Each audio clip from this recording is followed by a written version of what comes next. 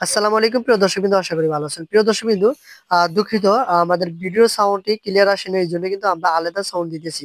তো দর্শকবৃন্দ, আজকের ভিডিওটি হলো আর পুরুষ টার্কি গুলা কেন লড়াই করে, এগুলা কেন ঝগড়া করে, তো সেটা নিয়ে আজকে আমরা কথা বলতে চাচ্ছি। সেটা হলো 2 থেকে 3টা কারণে এই পুরুষ টার্কি গুলা এদের মাঝে এরা লড়াই করে থাকে। কি কারণে সেটা আজকে আমরা ভিডিওর মাধ্যমে বলে থাকবো। তো আপনারা ভিডিওটি কন্টিনিউ করেন, তাহলে আপনারা বুঝতে পারবেন।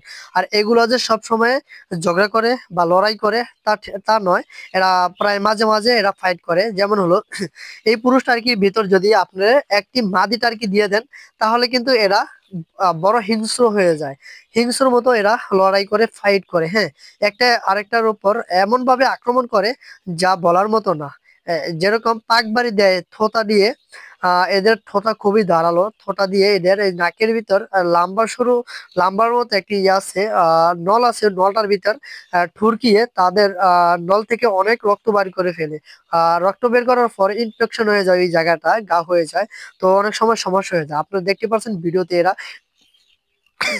কিভাবে লড়াই করতেছে। তো এই ভিডিওটি আশা করি কন্টিনিউ করবেন, তাহলে আপনারা অনেকটা বুঝতে পারবেন।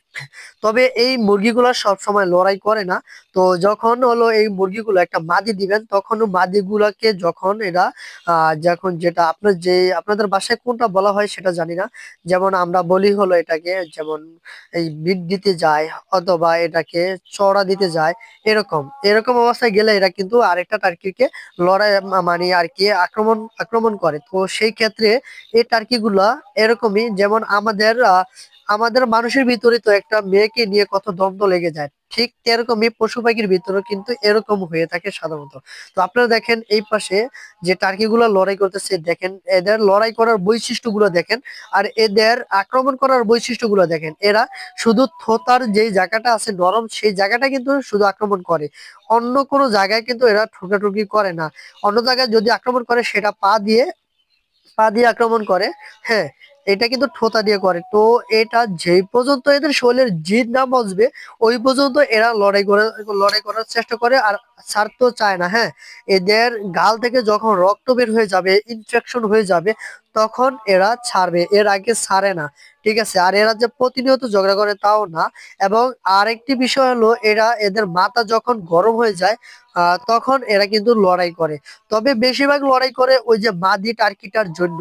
যখন এরা চড়া দিতে যায়, তখন এই কারণে কিন্তু এরা বেশিরভাগ এদের ভিতরে লেগে যায়। হ্যাঁ, ঝগড়া করে থাকে। তো দর্শক বিন্দু যারা, আর আরেকটি বিষয় হলো, যখন আপনারা জানেন যে অনেকে প্রশ্ন করেন যে ভাই মাদি টার্কি গুলো কি ঝগড়া করে না। হ্যাঁ, মাদি টার্কি গুলো ঝগড়া করে শুধু একটি কারণে, সেটা হলো এদের শরীরে যদি জিদ বেড়ে যায়। যদি শরীরে জিদ বাড়ে তার জন্যই। তো আশা করি ভিডিও